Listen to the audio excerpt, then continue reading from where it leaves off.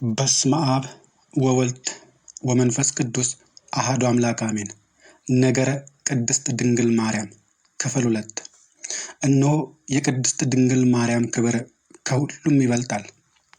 ጥቅስ ፈላጊዎች ወይስ ጥቅስ አምላኪዎች?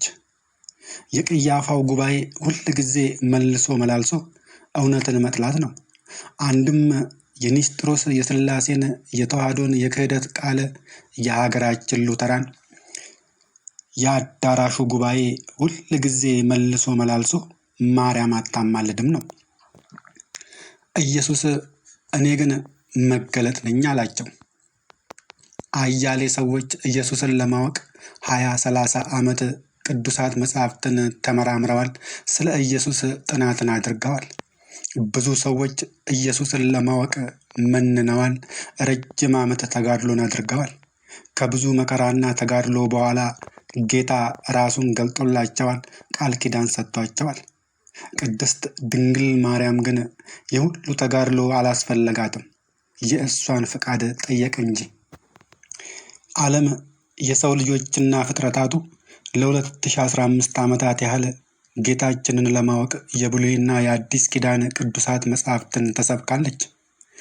ዳሩ ግን ሐዋርያቱም ጭምር ጌታችንን አላወቁትም ነበር። ወዳጄ፣ ከእውቀታችን ማመናችን ይቀድማል። እንኪያስ አውቀውትስ ቢሆንስ ኢየሱስን በግብር በመሰሉትና እንደ ወንበዴ ቆጥረው ባልሰቀሉትም ነበር።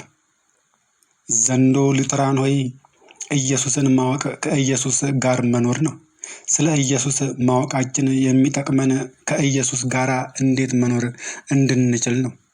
እንኪያስ ከማርያም የበለጠ ኢየሱስን ሊያውቅ የሚችል ፍጡር ማን ነው?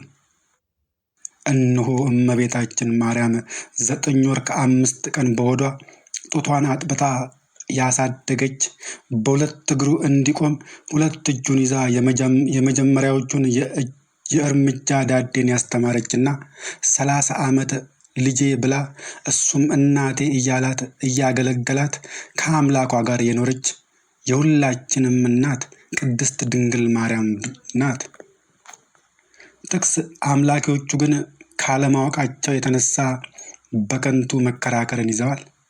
እነሆ የሉትራን የክህደት መንፈስ አባዜ የተጠናወታቸው ጥቅሱንም ቃሉንም የገለጠላቸውን ኢየሱስን ንቀው ትተው ጥቅሱን የማምለካቸው ነገር ግን የሚያሳዝን ነው። አንድም የኒስጥሮስ የሥላሴን የተዋህዶን ምስጢረ ቃል ክህደትና እውነትን የመጥላት ከንቱ ድካምና አካሄድ ጥቅሱን ቃሉን ሳይሆን ራሱን የገለጠላትን ልጇ የሆነላትን የታዘዛትን ቅድስት ድንግል ማርያምን አታማልድም የሚል እውቀትም ሐሳብም ፍንጭም እንደሌላቸው ያጠይቃል። አንተ ሰው ስለ ማርያም አማላጅነት ጥቅስ ፍለጋ ከምትባዝን ይልቅ ከእግሯ ስር ተደፍተህ ልጇ ያደረገላትን የሰራቸውን ተአምራቶች መስማት አይሻልህምን? እመቤታችን ፍቃዷ ሆኖ የተገለጠችላቸው የእውቀት ጽዋን ያጠጣቻቸው አባቶቻችን ጣዕሟን አውቀው ገብቷቸው መስክረውላታል። ገድሏን፣ ውዳሴዋን፣ ተአምራቷን ዘክረዋል፣ ጽፈዋል። አመስግነዋት እንኳን አይጠግቡ። ኢትዮጵያዊው ቄርሎስ የተባለው ሊቁ አባ ጊዮርጊስ ዘጋስጫ ከሚያሰጥመው ባህር ሞገድ የተነሳ የማትነቀነቅ ምህልቆቿም በሦስቱ ሥላሴ ገመድ የተሸረቡ ናቸው። ይህቺ ደግሞ ከነፋሳት ኃይል የተነሳ የማትናወጥ በጭንጫ ላይ ያለች የዕንቁ ባህሪ ምሰሶ ናት። እርሷን የተጠጋ መውደቅ መሰናከል የለበትም አለ።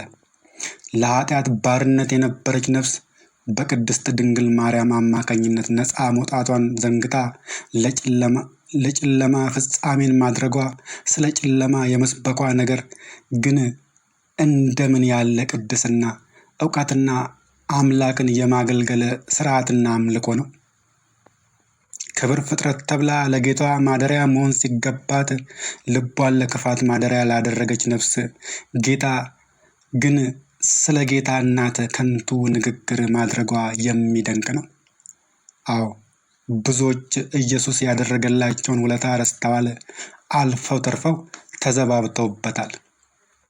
አልጋህን ተሸክመ ሂድ ያለው መጻጉዕ ጌታችን በመስቀል ላይ ተሰቅሎ ቢያዩ እኔን ያዳንህ እንዴት ራስህን ማዳን አቃተ ሲል በጥፊ መቶታል። ጴጥሮስ በአንድ ሌሊት 3 ክዶታል። ይሁዳ በ30 ዲናር ሸጦታል። ቶማስ የጌታን ትንሣኤ ተጠራጥሯል።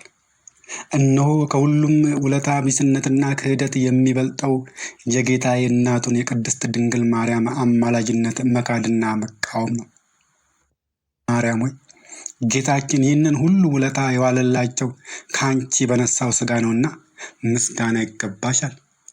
ከእግዚአብሔር ወልድ እናት ከድንግል ማርያም የበለጠ በሰውና በእግዚአብሔር ዘንድ የከበረ ማን አለ? ቅዱስ ኤፍሬምም ከሕሊናት ሁሉ በላይ ለሆነ ለዚህ ነገር አንክሮ ይገባል። ምድራዊ ሴት ፈጣሪዋን ወለደችው፣ እርሱም እናቱን ፈጠረ አለ። የካህሊ ሁሉ እግዚአብሔር እናት ሆነሻልና ብፅዕት መባል በእውነት ይገባሻል። እኔ ለምዕመናኑ ወንጌልን የማስተምርለት የጌታዬ እናቱ እመቤቴ ማርያም ሆይ ደስ ይበልሽ። ስለዚህ ተፈሰኪ ማርያም እላለሁ። ወስብሐት ለእግዚአብሔር ወለወላዲቱ ድንግል